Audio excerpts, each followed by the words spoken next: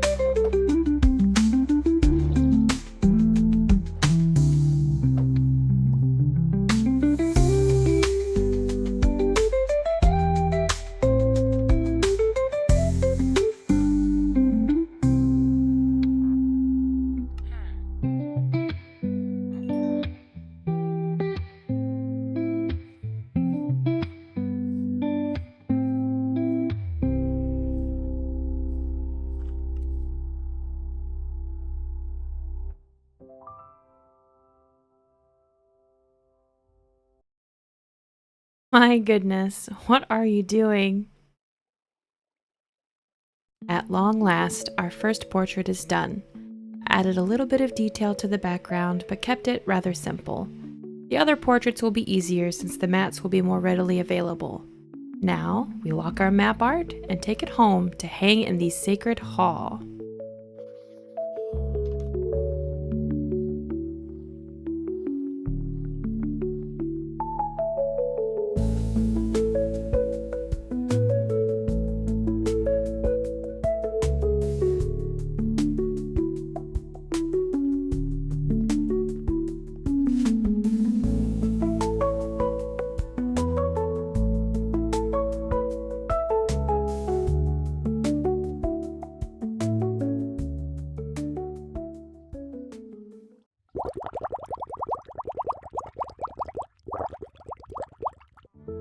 At long last a trader has come by with pale oak saplings. With the saplings in hand, I head over to the gardens at Mirstein and plant the world's first pale oak tree.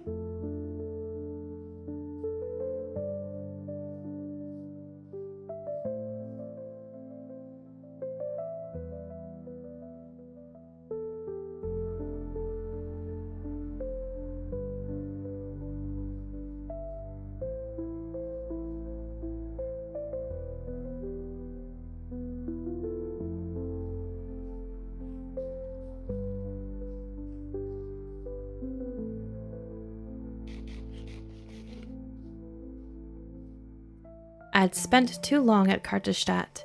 I decided to wrap up my dock with a seaside pagoda. I had planned to join the two docks together, but decided against it. If you have ideas for the space, apply to become an inheritor by commenting below. Inheritors should be content creators who upload on a fairly regular basis. Reach out so we can get you into the Discord and into the legacy of the world.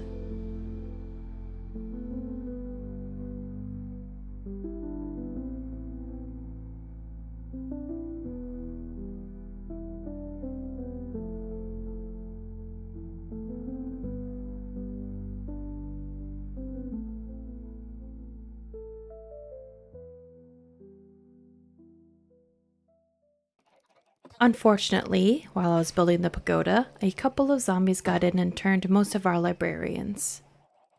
I boarded the struggle bus and attempted to guide them into a safe place until I could brew up some potions of weakness to get them cured.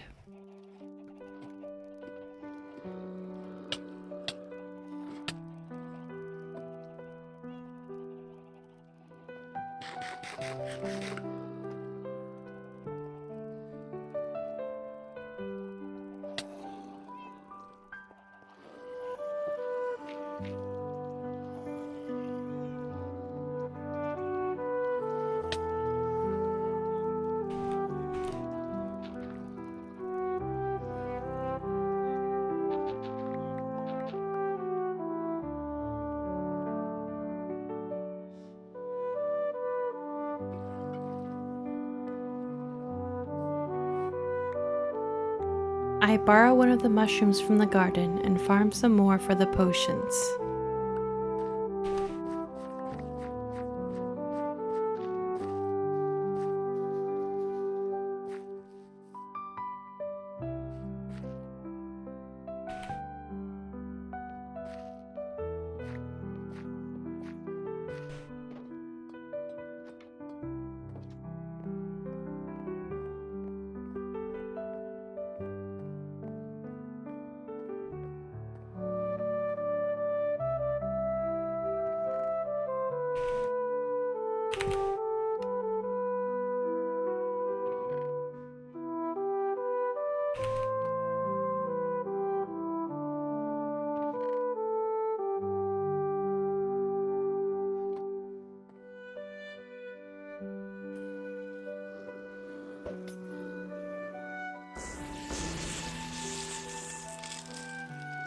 Unfortunately, I grew impatient, and a zombie villager got inside of the breeding room where he was promptly yeeted into the afterlife by security.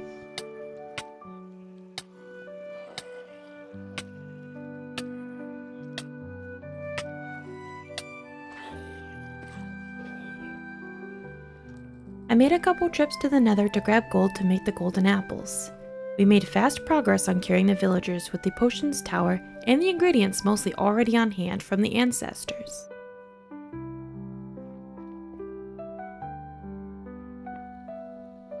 Once all the villagers were cured, we still had the most important enchanted book secured, and now at a discount.